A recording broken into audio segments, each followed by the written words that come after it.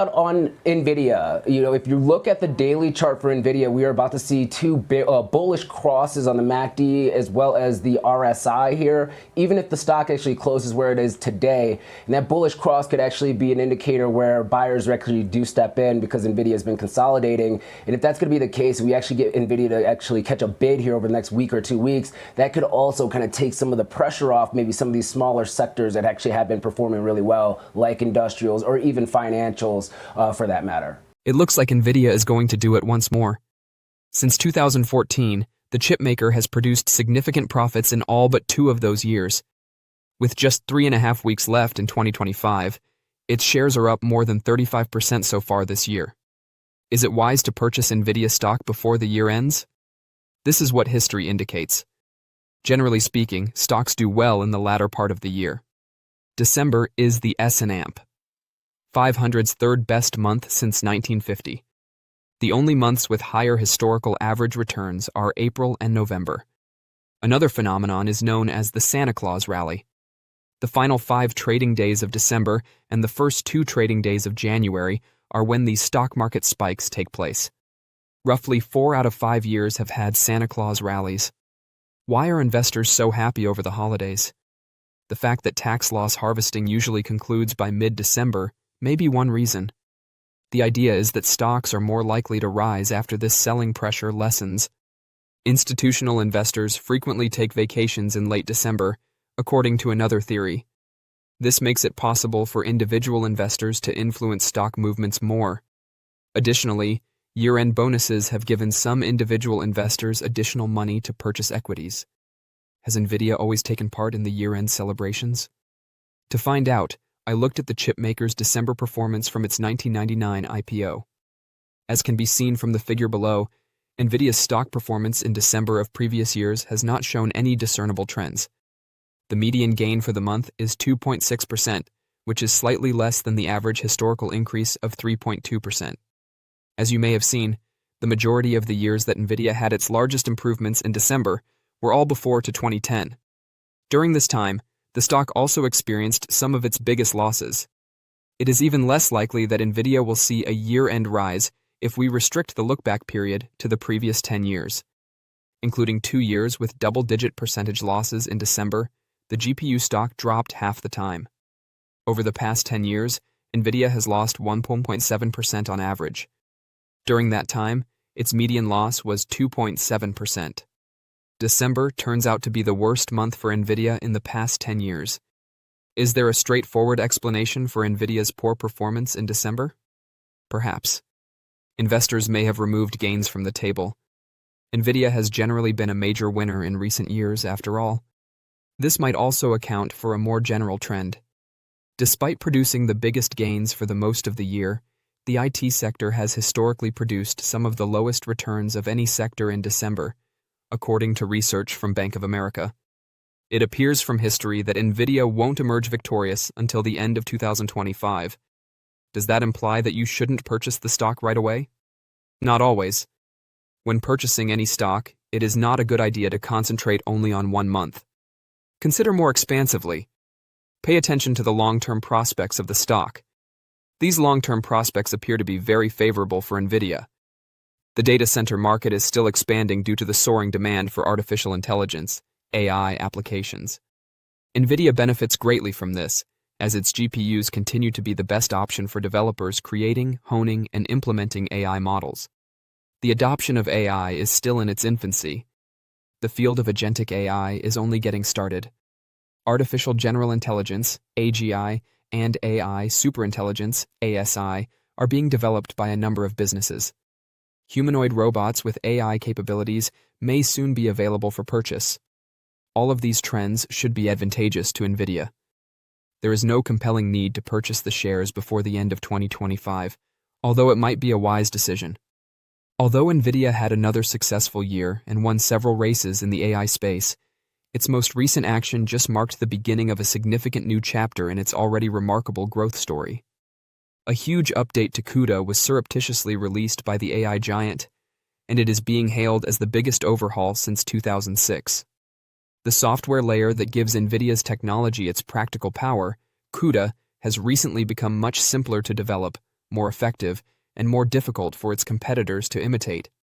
Even though the update might not look as impressive as an Nvidia GPU drop, it advances the company in the AI arms race, locking developers into its remarkably strong ecosystem and increasing the value of each new GPU. Even the biggest tech enthusiasts occasionally overlook CUDA, which is essentially Nvidia's software layer. However, it's easy to understand why. It's easy to forget that Nvidia does anything else, because the majority of the headlines about the firm focus on how many GPUs it ships. Fundamentally, CUDA enables programmers to effectively utilize the small processing cores included in Nvidia's advanced GPUs. CUDA is the crucial link that enables applications to leverage GPU's amazing ability to do numerous little processing tasks simultaneously. Consider operating a bakery to better understand what it accomplishes. Using a CUDA-powered GPU is like employing 2,000 highly qualified bakers, each of whom repeatedly performs a relevant minor step. The system that manages the entire kitchen and makes sure the cake always turns out properly is called CUDA. That is the precise alchemy that has made CUDA a technology that transforms NVIDIA GPUs from gaming devices into AI, video editing, weather modeling, and other applications. What CUDA brings to NVIDIA's stack. CUDA is what makes NVIDIA sticky. Hardware has made it richer. The platform is packed with tools, libraries, and compilers that easily integrate with the programming languages that developers are already familiar with. Therefore, switching becomes nearly hard after a team has developed its AI or simulation stack around the platform. This lock-in turns a new GPU release into a whole ecosystem update, giving NVIDIA software-like profits a 67% 5-year gross margin. CUDA is the default language of current AI, which is not surprising given that NVIDIA owns between 70% and 95% of the AI accelerator industry, with some estimates going even higher, according to Technology Magazine. NVIDIA recently released the 13.1 update, which it claims is the largest CUDA improvement in years. The update may have significant effects on how AI is developed, even though it is a relatively unknown component of NVIDIA's toolkit. In a blog post, NVIDIA engineers Tony Scudiero and Jonathan Bentz discussed the update.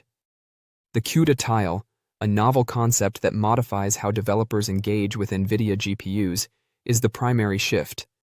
Programmers can now work with tiles of data instead of micromanaging thousands of tasks, allowing CUDA to decide how best to divide that workload. Investors are beginning to consider which equities will be the best performers in 2026 as 2025 draws to a close. As portfolio managers begin to transfer money into these stocks, which might raise the price, these equities frequently see a rise towards the end of the year. If investors get in early, this can offer them a big bump on their investment and produce what's known as a Santa Claus rally. Nvidia, Taiwan Semiconductor, and Alphabet are 3 equities that I believe will be well-liked choices for 2026. Investors will receive the most returns if they purchase shares of these brilliant stock selections right away. 1. Nvidia. Because of its industry-leading graphics processing units, GPUs, computing stack, Nvidia has been the market's top stock choice for the last 3 years. Nvidia's GPUs power a significant portion of the generative AI technologies available today, albeit this dominance is under scrutiny. Nvidia's hegemony is being challenged by rival AMD's competing products, as well as proprietary AI accelerators created by firms like Alphabet in partnership with Broadcom. However, Nvidia CEO Jensen Huang stated that they are sold out of cloud GPUs in their Q3 results report. Investors should see other firms investigating alternative AI computing devices as seeking methods to boost the amount of computing capacity they can buy right away, as the narrative that Nvidia is losing its edge is incompatible with that claim. Because of this, Nvidia's artificial intelligence AI build-out bull thesis remains strong, making it a solid investment choice for 2026. 2. The Alphabet. Alphabet and Broadcom work together to build the Tensor Processing Unit, TPU, internally, and Meta platforms may be among the first external clients to possess one. Previously, Google Cloud was the sole means of accessing these devices. It might not be necessary to use Alphabet's cloud computing infrastructure, since Alphabet is thinking about selling straight to Meta. This might provide Alphabet with an unaccounted-for new source of income. Despite its business maturity, Alphabet is performing exceptionally well, even in the absence of any possible new source of income. Diluted profits per share, EPS, increased 35% year-over-year in Q3, while revenues increased 16% year-over-year to $102 billion. The second part of the year has seen an incredible performance from Alphabet's shares. However, I believe there is still potential for growth, particularly if Alphabet's current businesses continue to do well and it has some significant commercial successes with its TPUs. 3. Manufacturing of semiconductors in Taiwan. Taiwan Semiconductor Manufacturing, or TSMC, is one of the unsung heroes of the AI race. Although Alphabet and Nvidia may develop computer units, they lack the capacity to manufacture the chips internally. Rather, the work is mostly outsourced to TSMC, the biggest chip producer in the world in terms of sales. AI technology wouldn't be where it is now without TSMC, and with its most recent technological release, it is already resolving an issue of the future. The efficiency gains from TSMC's 2-nanometer chips, which are now in production, cannot be overstated. These processors use 25% to 30% less energy when set up to operate at the same processing speed as the preceding 3-nanometer version. In the AI build-out, electricity capacity is turning into a major problem. The AI build-out might proceed at the previously scheduled rate if TSMC's processors fulfill their energy-efficient claims. As long as more money is spent on AI infrastructure, TSMC will profit because it is an impartial player in the chip industry. This theory is still relevant in light of the AI hyperscalers' announcement of record-breaking data center capital spending plans for 2026.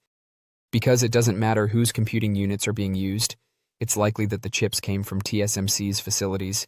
TSMC is a top stock choice for 2026. Don't forget to share your thoughts and experiences in the comments below. Your input helps create a more knowledgeable community where we can all learn and grow together in the world of investing. Stay up to date with the latest market trends, insights, and key updates by subscribing to Investing Tutorial. We're here to help you make smarter investment decisions and stay ahead of the curve.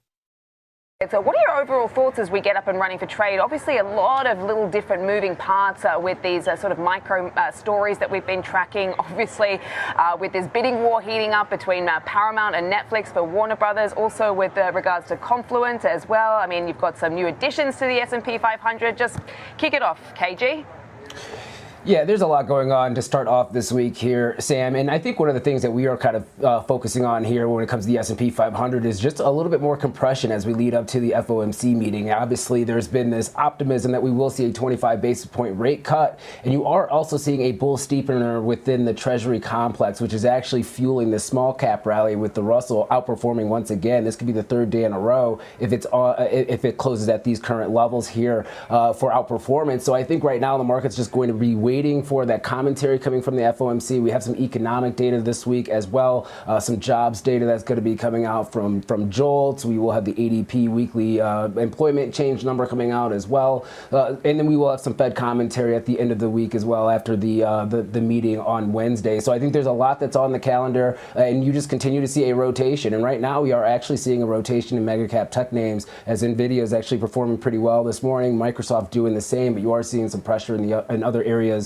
of the market. So that rotation trade's really not taking into effect right now. But as you talked about, the news headlines are really going to probably drive this market. But I would not be surprised if we do see more consolidation leading up to the Fed meeting. I think there's probably a little bit more of a risk of a hawkish tone coming from Jerome Powell, as well as from that dot plot that we will see. But maybe that's going to be enough to re-rate volatility a little bit higher. Maybe we do flush on the S&P 500, and then individuals coming in, buying that dip, and then trying to set us up for that Santa Claus rally for the remainder of the year. I think that could be the setup for us this week. Yeah, all eyes on that FOMC decision. As you say, the market's currently pricing in pretty much a done deal here, but many have been saying that we're likely to get a hawkish cut, certainly moving into 2026. Let's just break down some of the other moving parts we're seeing. I'm seeing some nice gains in Broadcom, in Microsoft is also up. Obviously, we are seeing this news this morning of Marvell, which is moving lower because of the fact that Microsoft is looking to switch as far as buying its chips to Broadcom from that company. What are you seeing there? What do you make of that?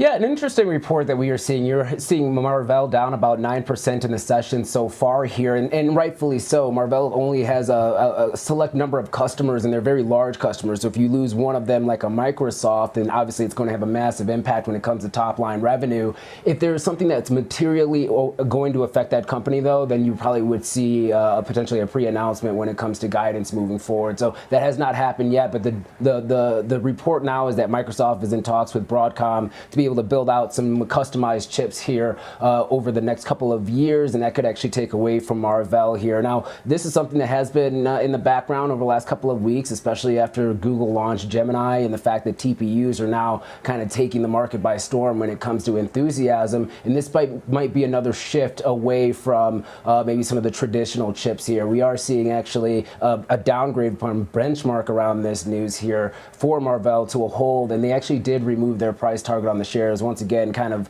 acknowledging the fact that there could be some near-term risk if this news report is actually going to come to fruition here, and that actually could drop their XPU growth sales growth down to around 20% in 2026. So some potential impacts here, and unfortunately, once again, a name like Marvell, a lot smaller when you're looking at the semiconductor space as a whole, and those that could provide customized chips, and then also their concentration of customers. They really cannot afford to lose a lot of the bigger ones.